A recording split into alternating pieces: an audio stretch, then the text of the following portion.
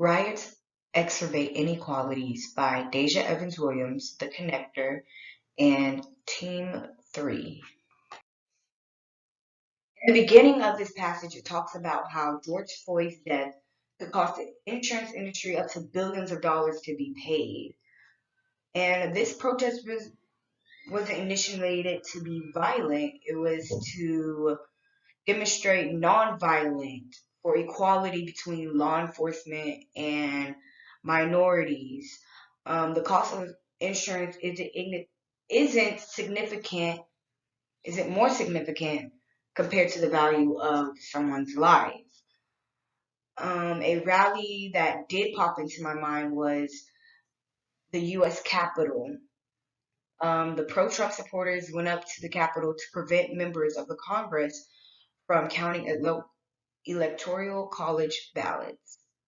Um, they went with all types of weapons and Confederate flags just to stop the Congress doing what they're going to do, if they're there or not.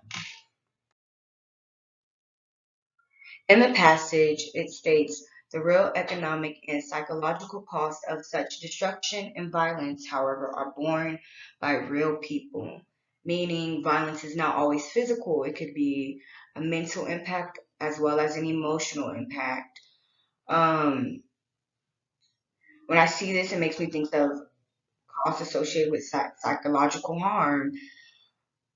On the other hand, this harm might lead to someone acting violently in order to exact revenge or acting out of emotion, or they might seek healthcare service such as counseling or medication to improve their mental and emotional state after being destruction from violence.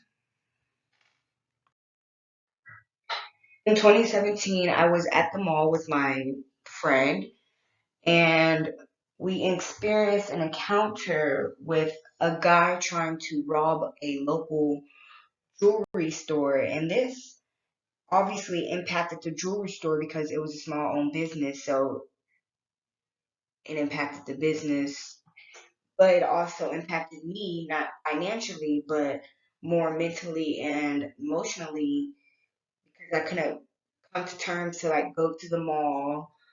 Um, it like gave me triggers like loud gun noises. I would be fearful in public, going out places. So it definitely took a mental and emotional impact on me. Something else I have encountered here in my hometown are the local Trump rallies. Trump supporters will come out in big groups with their cars, hanging the flag, the Confederate flag, hanging Trump flags, and there would be some of them dragging the Black Lives Matter flags. And as a female, like living in this small town and being African American, it was frightening to be around. I remember one day I was getting off of work, and there the rally was happening right in front of my eyes. I was literally caught in the traffic of it. And it was kind of scary because they were all honking their horns around me. They're all honking, like waving their hand out, like expressing white superiority in front of my face. A big impact I believe that looting has on the world is a stereotyping and stigma on those partaking in such vigorous acts.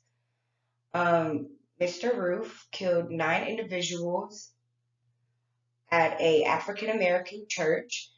That didn't only leave economic damage, but it also left psychological damage to those who are in the church and the families of the people, of the victims who had passed.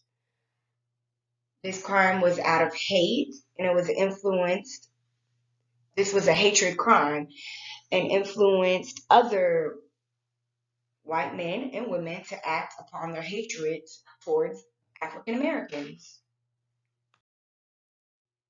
When you look at a shooting, for instance, and it's a black guy that shot someone, they're always categorized as, oh, this thug. Or if a minority person did something, they're labeled as a terrorist. But when it comes to a white male or white female, they're not considered a thug, nor gangster, nor terrorist. Also, why do white men commit crime and then when they're investigated, they're determined to have psychological problems rather than being in the right state of mind and doing a crime out of hatred? The BLM movement or the Black Lives Matter movement started as a non violence protest, and that has always been the goal for these protests is to not be violent, to protest in peace and get equality between law enforcement and African Americans. But these movements resulted in separation, division, and crime and death. And the United States should have never been more than united than ever than going through troubling times as such as losing a valuable life.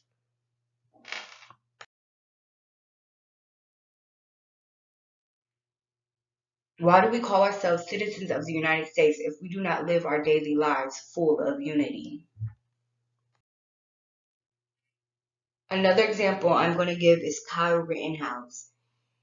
He was a 17-year-old who went across state border with a rifle he wasn't even supposed to own to a Black Lives Matter movement and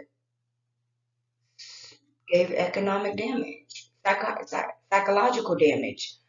People around him doing things he had no business doing. This protest was for the better, but quickly turned into a killing of two and injuring one. Now, my question to you all is, do Americans go to protest to speak their truth or to cause more damage and separation in our world through their voices and action?